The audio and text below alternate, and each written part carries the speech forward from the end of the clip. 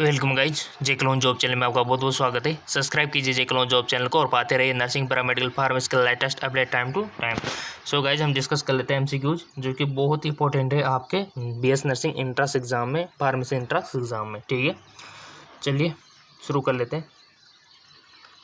बहुत ही इंपॉर्टेंट है, ये क्वेश्चन अवश्य आएंगे आपके। ठीक है, सबसे पहले पूर्ण आहार नाल यानी कि कंप्लीट आहार नाल जो है इस टॉपिक से एस के हेलमिंथीज में देखी गई थी। किसमें?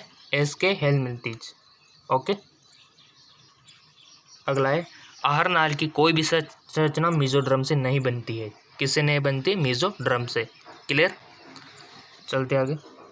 श्वसन भागफल, रेस्पिरेशन क्वांटिटी, इसका क्या फॉर्मूला होता है? CO2 का आयतन अपॉन O2 का आयतन। बहुत इंपॉर्टेंट है, ये अक्सर एग्जाम में पूछ लिया जाता है, कॉम्पिटिटिव एग्जाम में। ठीक है, श्वसन भागफल आपसे पूछ लिया जाता है। अगर आपको CO2 की वैल्यू दे दी जाए, O2 की दे दी जाए, तो इस तरह से आप निकाल सकते हो। कितना ईजी है। ठीक है, चलते आगे। अब यहाँ पर दिया हुआ है डिफरेंट जो हमारे कार्बोहाइड्रेट, प्रोटीन, वसा, इन सब का आरक्यू यहाँ पर दिया हुआ है, जो कि आपको याद हुआ होना चाहिए। कार्बोहाइड्रेट का आरक्यू कितना होता है? 1.0। ठीक है, प्रोटीन का कितना होता है? उसका होता है 0.8। याद होना चाहिए चीज़ें। वसा का क्या होता है? आरक्यू 0.7। ठीक है, और मिश्रित भोजन जो होता है उसका 0.85 होता है। ठीक है, तो इस प्रकार से आप याद रख सकते हो। अब आप पूछेंगे, सोच रहे होंगे कि इनको याद रखने से क्या होगा। इनको याद रखने से क्या होगा, आपको ये पता चलेगा कि किससे ज़्यादा एनर्जी हमको प्राप्त होती है। ठीक है, ये बेनिफिट आपको होगा। और आप बायोलॉजी के स्टूडेंट हो, आपको तो पता होना चाहिए ना। तो नीचे आप देख सकते हो, मैं आपको बता दूं, सिंपल सी बात है कि जितना ज़्यादा आरक्यू होगा ना, ऊर्जा उतनी ही कम होगी। सिंपल सी बात है, यानी कि आरक्यू लेवल बढ़ेगा, ये घटेगा। क्लियर, तो आप बता सकते हो कि सबसे ज़्यादा एनर्जी किससे प्राप्त होती है? कार्बोहाइड्रेट से, प्रोटीन से, वसा से, या मिश्रित भोजन से। यहाँ पर भी लिखा हुआ है कि जितना कम आरक्यू होगा उतनी ज़्यादा ऊर्जा होगी, यानी कि जितनी ज़्यादा आरक्यू होगा उतनी कम ऊर्जा होगी। उल्टा है एकदम से। ठीक है, तो अब आप बता सकते हो आरक्यू देख के कि किस में ज़्यादा एनर्जी होगी। सो सिंपल, सबसे ज़्यादा एनर्जी होगी वसा में, फैट में 4F3 होती है। ठीक है, फैट में सबसे ज़्यादा एनर्जी होती है। और सबसे ज़्यादा वैल्यू किसकी है यहाँ पर? कार्बोहाइड्रेट, आप देख सकते हो। ठीक है, क्लियर, चलते आगे। जितना कम आरक्यू होगा उतनी ज़्यादा ऊर्जा की प्राप्ति होगी। ठीक है, क्लियर। नेक्स्ट, पोरिफेरा शब्द रॉबर्ट ग्रांट ने दिया। ठीक है, पोरिफेरा के जंतुओं में युग्मकों का निर्माण आर्कियोसाइड से होता है, जो अव्यवस्थित एवं पूर्ण सकते। ठीक है, आर्कियोसाइड से। आप चाहे तो इसको लिख सकते हो, नहीं तो आप इसका स्क्रीनशॉट ले सकते हो, या फिर नीचे डिस्क्रिप्शन लिंक दिया हुआ है, इसका PDF आप ले सकते हो। ठीक है, बहुत सारा। चलते आगे। पोरिफेरा की लार्वा अवस्था को क्या कहते हैं? एम्फीब्लास्टुला। ठीक है, पोरिफेरा जो होती है उसकी लार्वा अवस्था को एम्फीब्लास्टुला कहते हैं। क्लियर। यूकेप्रेला जो होता है वो वीनस की पुष्प मंजूषा है, यानी कि सुंदरता की देवी है, यानी कि पुष्प की टोकरी इसको कहते हैं, यूप्लेप्टेला। ठीक है, इसको आप लिख सकते हो चाहे तो। अब आगे बहुत ही अच्छा क्वेश्चन है। एक दिन में 150 से 170 लीटर मूत्र का निर्माण होता है। ठीक है, 150 से 170 लीटर। अब आप बोलेंगे सर इतना सारा यूरिन तो हम करते नहीं है, इतना सारा तो हम जाते नहीं है, 150 तो बहुत ज़्यादा हो जाएगा। तो यहाँ पर लिखा हुआ है कि निर्माण होता है। ठीक है, बनता तो इतना ही है, 150 से 170 लीटर डेली। ठीक है, परंतु क्या होता है, इसका जो 90% होता है ना, ये जो बना, इसका तो 90% तो ऑब्जर्व हो जाता है। ठीक है, बच्चा कितना? 1%, जिसको हम बाहर निकाल देते हैं, तो इसीलिए ऐसा होता है। ठीक है, 90% ऑब्जर्व क्यों होता है? क्योंकि इसमें ग्लूकोज होते हैं, एमिनो अम्ल होते हैं, यानी कि आवश्यक पदार्थ होते हैं, इसलिए वो ऑब्जर्व के लिए जाते हैं। और बाकी का जो 1% होता है वो हम निकाल देते हैं बाहर। ठीक है, चलते आगे। आपने पढ़ा होगा, जब नेफ्रॉन आपने पढ़ा होगा तो वहाँ पर आपने देखा होगा। ठीक है, आपका जो बोमन स्पोर्ट होता है, समीपस्थ नलिका, हैंडलेगा लोब, दूरस्थ कुंडली नलिका, फिर संग्रह नलिका होती है, ऐसे है ना। तो यहाँ पर हमारे ब्लड की वो होती है बहुत सारी, इससे लिपटी हुई होती है, वो ऑब्जर्व कर लेती है सारे को। ठीक है, चलते आगे। एल्डोस्टेरोन एड्रिनल ग्रंथि के जोना ग्लोमेरुलोसा भाग से स्रावित होता है। ठीक है, एल्डोस्टेरोन एड्रिनल ग्रंथि के जोना ग्लोमेरुलोसा भाग से स्रावित होता है। जीवन के लिए सबसे ज़्यादा आवश्यक हार्मोन कौन सा है? एल्डोस्टेरोन। ठीक है, एल्डोस्टेरोन है और बहुत इंपॉर्टेंट है। चलते आगे। एल्डोस्टेरोन हार्मोन सोडियम के अवशोषण को बढ़ाता है। ठीक है, एल्डोस्टेरोन हार्मोन सोडियम के अवशोषण को बढ़ाता है, क्योंकि सोडियम की संख्या बढ़ने से ब्लड प्रेशर बढ़ता है। ठीक है, सो गाइस ये बहुत ही इंपॉर्टेंट है कि एल्डोस्टेरोन हार्मोन सोडियम के अवशोषण को बढ़ाता है, यानी कि इसकी कमी हो जाएगी ना, इस हार्मोन की कमी, ध्यान देना, इस हार्मोन की अगर कमी हो जाती है तो ब्लड प्रेशर ओबियसली बढ़ेगा वो तो, क्योंकि सोडियम को कंट्रोल करने वाला कोई राह नहीं है। तो सोडियम बढ़ा तो ब्लड प्रेशर बढ़ा, तभी तो कहते हैं कि नमक कम खाना चाहिए, क्योंकि ये जो सोडियम है ना, ये ब्लड प्रेशर को बढ़ाने में सहायक है। ठीक है, चलते आगे। एल्डोस्टेरोन हार्मोन की कमी सोडियम की संख्या रक्त में बढ़ जाएगी, जिससे परिणामस्वरूप एडिशन बीमारी हो जाती है। ठीक है, उच्च सांद्रता से निम्न सांद्रता की ओर अणुओं का परिवहन विसरण कहलाता है। ओके, चलते आगे।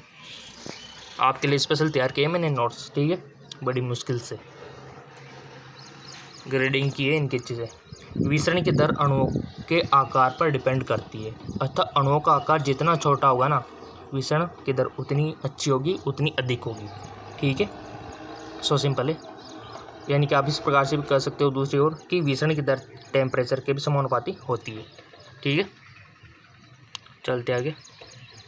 आप देख पा रहे होंगे यहाँ पर कि सुगम विसरण में वाहक की आवश्यकता होती है, किंतु ऊर्जा की आवश्यकता नहीं होती। देखो, यानी कि आपके लिए तो एक सिंपल सी लाइन है, बट इस लाइन को निकालने के लिए पूरी बुक पढ़नी पड़ी है, तब जाके ये लाइन मेरे को हासिल हुई है। ठीक है, तो इसको इस आप इस तरह से ना ले कि हाँ ऐसे ही है, इसको सीरियसली लो।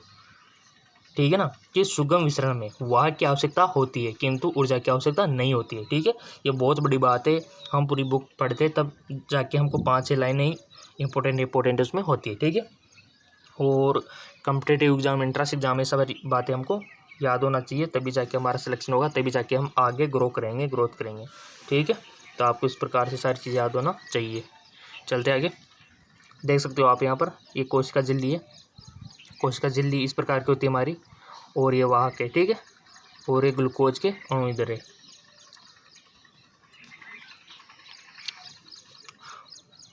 जल उच्च सांद्रता से निम्न सांद्रता की ओर गमन करता है, अतः जल निम्न प्राशन से उच्च प्राशन से गमन करता है। ठीक है, इसका डायग्राम यहाँ पर दिया हुआ है, जैसे यहाँ पर दिए हुए कि 4 विलीय अणु के, और यहाँ पर 9 विलीय अणु के, और 195 जल के अणु यहाँ पर दिए हुए हैं, और इधर 200 जल के अणु दिए हुए हैं। ठीक है, तो आप देख सकते हो यहाँ पे। अब आपसे पूछ ले जाए कि जल किधर गमन करेगा, तो आप सिंपल सी बात है कि जहाँ पर उच्च सांद्रता होगी उस ओर से निम्न सांद्रता की ओर ही गमन करेगा। ठीक है, चलते आगे। प्राशन दाब विलेय की सांद्रता पर निर्भर करता है, अतः विलेय की मात्रा अधिक होने पर प्राशन दाब अधिक होगा। विलेय की मात्रा अधिक होगी तो प्राशन दाब अधिक होगा, तो विलेय की मात्रा तो यहाँ ज़्यादा है। ठीक है, तो इसका प्राशन दाब अधिक होगा। ठीक है, चलते आगे।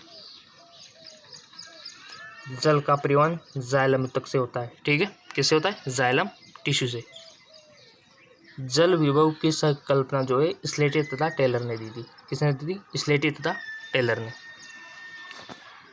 जल विभव हमेशा शून्य से कम होता है, याद रख लेना इसको, कोई ये मत कर देना 1-2, ये गलत बात होगी। शून्य से कम ही होगा हमेशा। ठीक है, वायरस सजीव व निर्जीव के बीच की योजक क्रिया है। ठीक है, यानी कि सजीव भी है, निर्जीव। निर्जीव कब होता है? जब ये बाहर होता है, जब ये किसी ह्यूमन बॉडी में एंटर कर जाता है तब जाके ये क्या होता है? सजीव हो जाता है। तो इसको सजीव और निर्जीव कर दिया गया है। वायरस सबसे सरलतम जीव है। ठीक है, पादप और जंतुओं के बीच की योजक क्रिया क्या है? युग्लिना। ओके, युग्लिना। वनस्पति शास्त्र की प्रथम पुस्तक का नाम हिस्टोरिया प्लेटिना। इसके लिए कौन है? थियोप्रेटस। ठीक है, इंपॉर्टेंट नहीं इतना हो। पादप व जंतुओं के बीच की योजक क्रिया क्या है? युग्लिना। Okay, clear. यानी कि जो प्लांट्स में भी गिना जाता है और जंतु में भी गिना जाता है। वो चीज़ क्या है? यूग्लिना। याद रख लेना बायोलॉजी वालों, आपके लिए चैलेंज है। अगर आपको याद नहीं हुआ तो कोई पूछ ले कि ऐसी चीज़ बताओ जो कि, ऐसा जंतु बताओ जो कि पादप और जंतु दोनों के उनमें गुण हो, तो वो है यूग्लिना। ठीक है। और सजीव और निर्जीव कौन है? वायरस। ओके। वनस्पति शास्त्र की प्रथम पुस्तक का नाम, ये लिख दिया था हमने।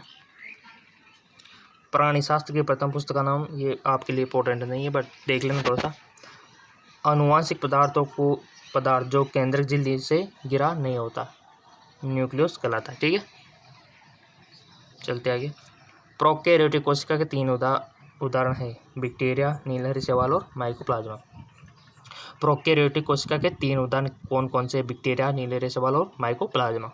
ठीक है, ये प्रोकैरियोटिक कोशिका है। माइकोप्लाज्मा सबसे छोटा कोशिका है। ये क्वेश्चन पूछ लिया पिछली बार बीएससी नर्सिंग एंट्रेंस एग्जाम की RHS जो होता है ना, वहाँ से पूछा गया है इस क्वेश्चन है माइकोप्लाज्मा का। ठीक है, 2018 और 19 में। ठीक है, तो थोड़ा सा ध्यान रखना इस चीज़ का। माइकोप्लाज्मा सबसे छोटा कोशिका है, इसमें PPLO कहते हैं इसको, PPLO, पादप जगत का जोकर माइकोप्लाज्मा, PPLO को कहते हैं। ठीक है, तो इस प्रकार आप याद रख सकते हो। अगर इसका PDF आपको चाहिए, PDF, ठीक है, बोलते रहते हो आप, तो नीचे डिस्क्रिप्शन में चले जाओ, इसका आपको नोट्स का PDF अवेलेबल हो जाएगा और इसी से पढ़ना बार बार ताकि आपको याद हो जाए। ठीक है, और अगर आपने चैनल को सब्सक्राइब नहीं किया है तो सब्सक्राइब कर सकते हो, कोई दिक्कत वाली बात ही नहीं है। इस प्रकार के नोट्स आप पाते रहोगे। अगर आप कांटेक्ट करना चाहते हो मेरे से तो नीचे ज्वाइन का बटन दिया हुआ है, वहाँ से आप ज्वाइन कर सकते हो। ठीक है, आपकी हर समस्या का समाधान फ़ोन पर होगा, कॉल के थ्रू। ठीक है, बट उसके लिए ज्वाइन करना ज़रूरी है। ठीक है, कोई दिक्कत नहीं है तो नीचे डिस्क्रिप्शन में चले जाओ और PDF ले लो।